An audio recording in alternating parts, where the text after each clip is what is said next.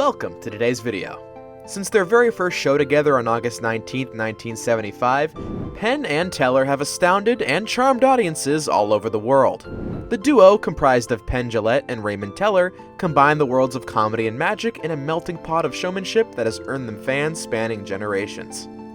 In addition to performing live for millions of people every year, the pair have also launched several ventures into television, and their most recent project, called Penn and Teller, Fool Us, has once again shown the spotlight on the art of illusion, as hundreds of the world's best magicians have come forward to try and fool Penn and Teller. Today we're going to be looking at 10 people who did just that, including our number 1 spot, the fastest fooled us in Fool Us history. These are the top 10 magicians that fooled Penn and Teller. Before we get to today's video, make sure you show some love for Top 5 Best by taking a moment to smash that like button, leave us a comment, subscribe, and last but not least, share this video with your friends. Now, let's get started.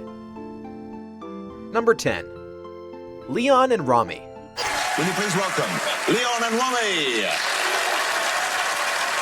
Rock and roll illusionists Leon and Ramy hit the stage with 1,040 playing cards, from which Season 2 Master of Ceremonies Jonathan Ross selected a single one and signed it. After that, they brought Jason, a professional skateboarder, to the stage. Jason jumped over the couple as they lay on the ground, scattering the cards upward. After the stunt, it was revealed that the signed card had stuck to the bottom of Jason's skateboard. While it isn't unique to have a single signed card disappear, then reappear in a different place, Penn and Teller failed to pin down how exactly this trick was done. They even go so far as to break down how exactly the trick could have been done, before conceding that they can't figure out an alternative. Number 9. Morgan and West. We live together, we work together, and we do our magic together. Morgan and West are a comedy duo from the United Kingdom, who came to Fool Us during Season 1. They performed an intriguing mentalist act with silhouettes, but even though Penn and Teller were certain they had caught them switch out a deck, they claimed that the move was simply a coincidence, and no deck switch actually occurred. Once they learned that, Penn was forced to say the words, "You fooled us." Since then, they have gone on to appear on the show 2 more times, once later in Season 1 and again in Season 5.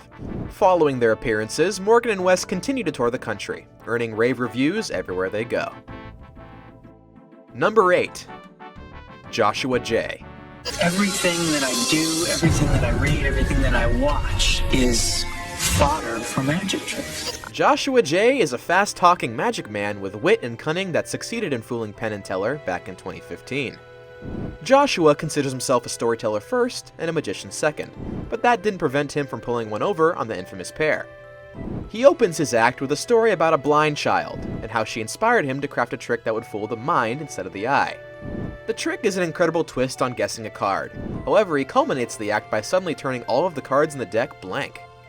While Penn and Teller were able to identify 4 different techniques that he may have used, he is able to deny them all, and they quickly admit the fact Joshua did fool them.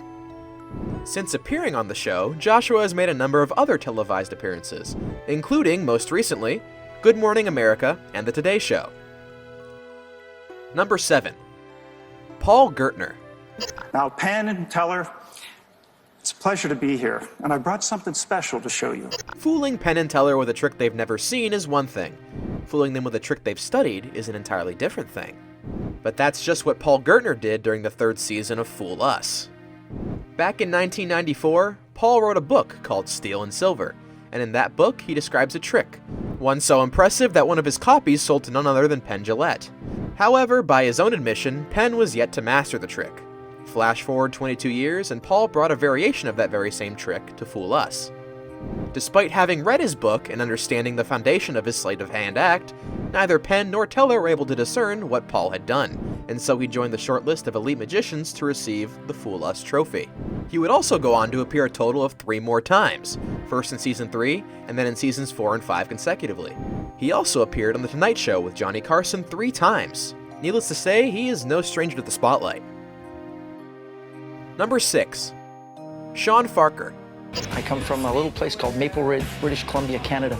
Population about the same as Heathrow Airport. It would be intimidating enough doing magic with Penn and Teller 40 feet away, but Shawn decided to do it in the palm of Penn's hand. This Canadian magician left Teller in awe when he put an open deck of cards in Penn's hand, then seamlessly turned it into a sealed, cellophane deck that contained a previously marked card. It took the two Magic veterans only mere seconds to agree that they had seen at least part of a deck switch. But at the end of the day, they were forced to concede that they had no idea how he had placed the marked cards in the sealed deck, and Shawn got to join the ranks of a handful of people who successfully fooled Penn and Teller. Number 5. Shin Lim. By not speaking during my act, it almost gives a more mysterious look. I want the world to see a different side of magic. As far as I can tell, Shin Lim doesn't need mirrors, but with just a little bit of smoke, he seems to make the impossible possible. Shin is a sleight-of-hand magician from Vancouver, British Columbia, and he is more than comfortable performing for the iconic duo. During his first appearance on Fool Us, Shin performed an astounding and genuinely beautiful series of tricks strung together in a nearly 10-minute symphony of magic that left Penn and Teller in awe. They described the act as perfect and praised the 24-year-old magician for his showmanship before telling him that he did, in fact, fool them.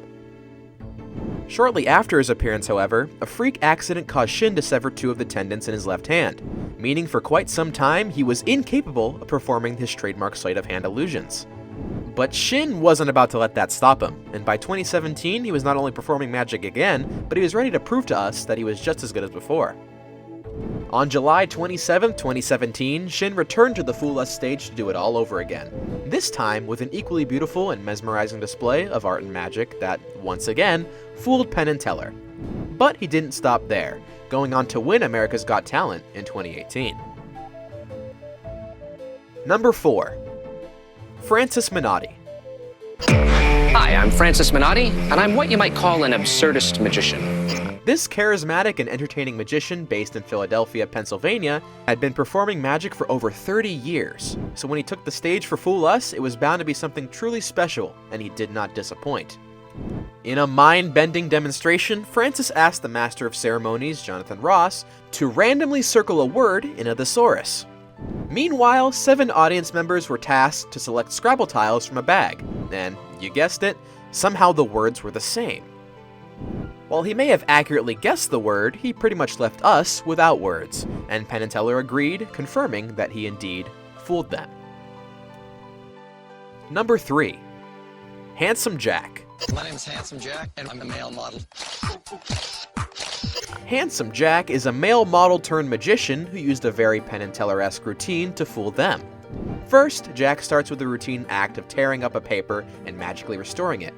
This is a classic magic shop routine, but then he breaks down the trick and explains a dramatized version of how it works. Then, without any of the aspects he had just explained, he instantly restores his original paper and without a pause, hands it to Teller for examination. Something that by all known methods should have been impossible.